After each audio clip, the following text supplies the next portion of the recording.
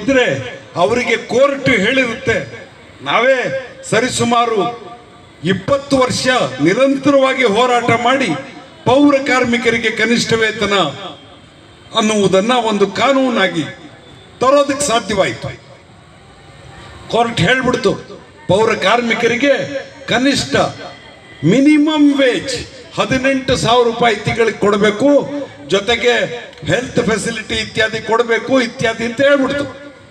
ಅದು ಹೇಳಿದ ಕೂಡಲೇ ಸರ್ಕಾರಗಳೇನ್ ಮಾಡ್ತವೆ, ಇಡೀ ಕಸ ಎತ್ತುವ ವ್ಯವಸ್ಥೆಯನ್ನ ಖಾಸಗೀಕರಣ ಮಾಡ್ಬಿಡ್ತವೆ.